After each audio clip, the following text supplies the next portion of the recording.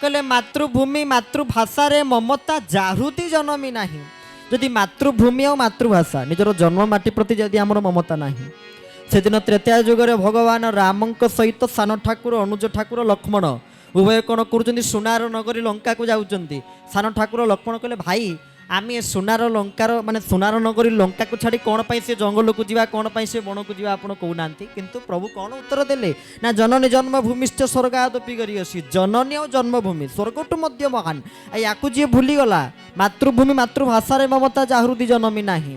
मातृभूमि और मातृभाषा जदि या प्रति आमर ममता जन्मी पाइला नाही ताकू जदि ज्ञानी गणरे गणवे आ सी जदि ज्ञानी महल जाए अज्ञानी जीवे कुआड़े अज्ञानी स्थान जीव कुआड़े। आजिकल आप देखुना विनाश काले विपरीत बुद्धि ना जदि गोटे लोक ता कथा भितर जदि अनेक इंग्राजी शब्दर प्रचलन करुच्ची आम लोक भावुं ना ये टैलेंटेड पिलाटा या पाखे टैलेंट अच्छी ठीक ना नाई या भावुं सी जदि बहुल मात्रा इंग्राजी शब्दर व्यवहार करुच्ची किंतु से पिला को पचारे आपण आम ओडिशार आम उत्कलर जो मैंने सब गर्व गौरव पल्ली कवि किए अति बड़ी किए बा आमर व्यास कवि किए जदि पचारे पार्टी आफु आफु हम किंतु आम भावे से इंग्राजी शब्दर बेसी किसी तार कथा भितर जदि इंग्राजी शब्द को सी जोड़ुची बा कहूची आम भावुचे ना पिलाटार टैलेंट अच्छी पिला बेसी कथा जानी एटा दुखर विषय और क्षोभर विषय किंतु महाप्रभु जगन्नाथ ओडिया भाषा को ओडिया माटी को केबे भूली नांती बोली से प्रमाण दौरान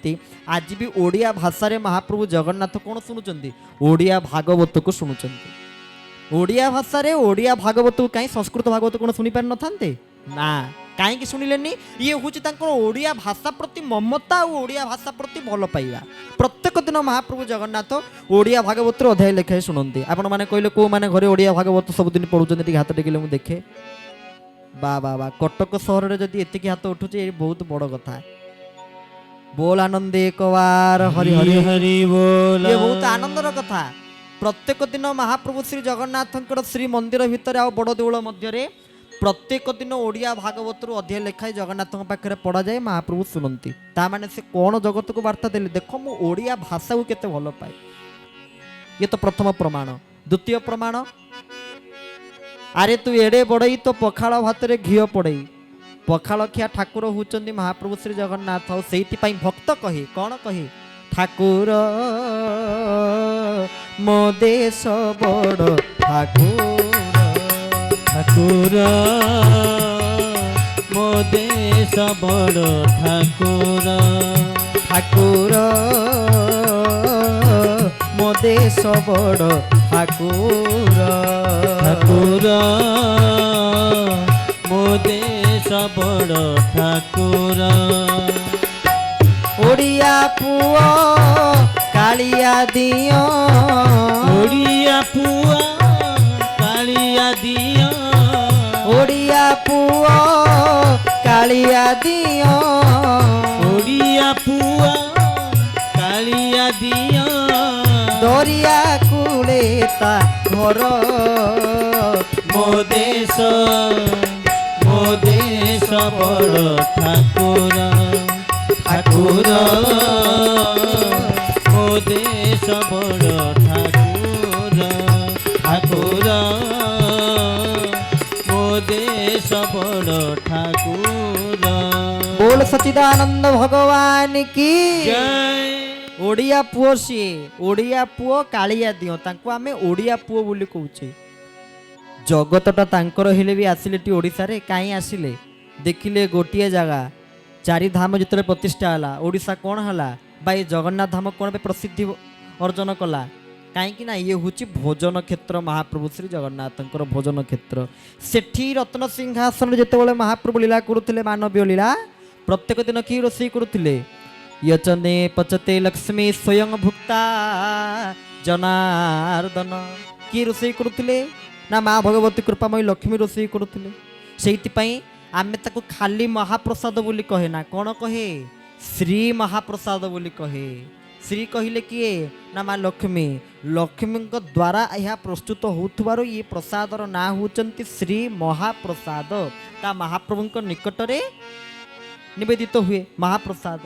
किंतु एठी जेतेबेले महाप्रभु आड़प मंडप रे आटप मंडप रे दर्शन देवे महाप्रभु कौन करिवे ମା ହାତ ରନ୍ଧା ତୁଚ୍ଛା ଭାତ ଥାଳି ମା ହାତ ରନ୍ଧା ତୁଚ୍ଛା ଭାତ ଥାଳି ମା ହାତ ରନ୍ଧା ତୁଚ୍ଛା ଭାତ ଥାଳି ମା ହାତ ରନ୍ଧା ତୁଚ୍ଛା ଭାତ ଥାଳି ବଢିଆ ଲାଗଇ ଅମୃତ ଠୁବଳି ବଢିଆ ଲାଗଇ ଅମୃତ ଠୁବଳି ଆହା ବଢିଆ ଲାଗଇ ଅମୃତ ଠୁବଳି ବଢିଆ ଲାଗଇ ଅମୃତ ଠୁବଳି ମା ହାତ ରନ୍ଧା ତୁଚ୍ଛା ଭାତ ଥାଳି ମା ହାତ ରନ୍ଧା ତୁଚ୍ଛା ଭାତ ଥାଳି बोल श्री जगन्नाथ महाप्रभु की ଜୟ ମା ହାତ ରନ୍ଧା ତୁଚ୍ଛା ଭାତ ଥାଳି ବଢିଆ ଲାଗଇ ଅମୃତ ଠୁବଳି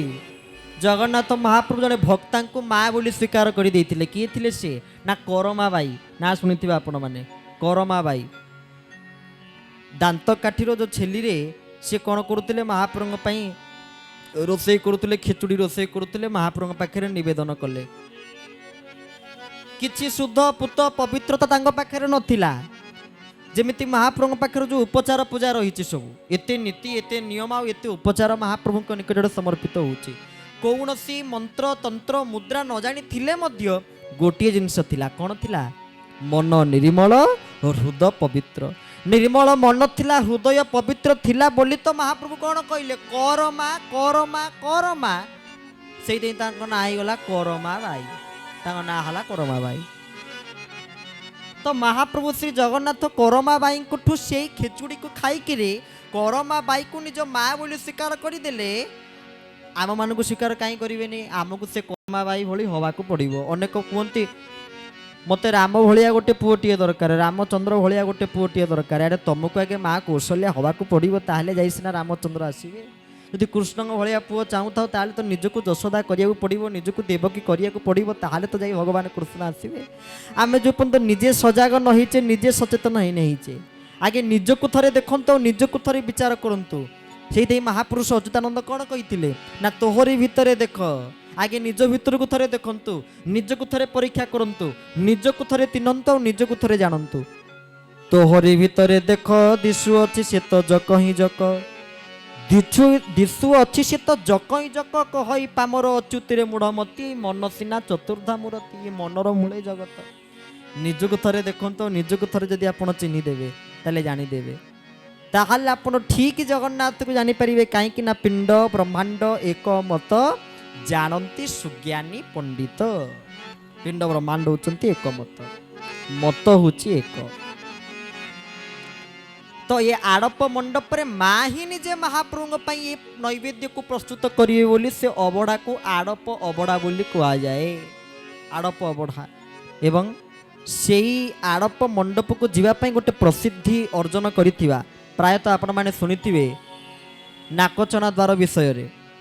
ନାକଚଣା ଦ୍ୱାର ବିଷୟରେ ଆପଣମାନଙ୍କର ସମସ୍ତଙ୍କର କିଛି କିଛି ଧାରଣା ଥିବ। କିଏ କିଏ କୁହନ୍ତି ଯେ ଯେତେବେଳେ ହେରା ପଞ୍ଚମୀ ଦିନ ମା ଲକ୍ଷ୍ମୀ ଆସିବେ, ତାକୁ ହେରା ପଞ୍ଚମୀ ବୋଲି କୁହାଯାଏ। କିନ୍ତୁ ସେଦିନର ତିଥି ପ୍ରକୃତରେ ପଞ୍ଚମୀ ନୁହେଁ।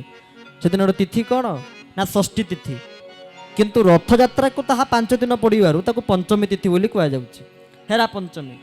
ଯେତେବେଳେ ହେରା ପଞ୍ଚମୀ ତିଥିରେ ମା ଭଗବତୀ କୃପାମୟୀ ଲକ୍ଷ୍ମୀ କ'ଣ କରିବେ? ନା ମହାପ୍ରଭୁଙ୍କୁ ଦେଖିବା ପାଇଁ ଆସିବେ। ହେରା ଶବ୍ଦର ଅର୍ଥ ହେଉଛି ଦେଖିବା। ଲକ୍ଷ୍ମୀ ଆସିବେ ପଞ୍ଚମୀ ତିଥିରେ କ'ଣ ପାଇଁ? ନା ମହାପ୍ରଭୁଙ୍କୁ ଦେଖିବା ପାଇଁ। ଏବଂ ମା ଭଗବତୀ କୃପାମୟୀ ବିମଳାଙ୍କ ଠାରୁ ମୋହଚୂର୍ଣ୍ଣକୁ ସାଥିରେ ନେଇକରି ଆସିଥିବେ।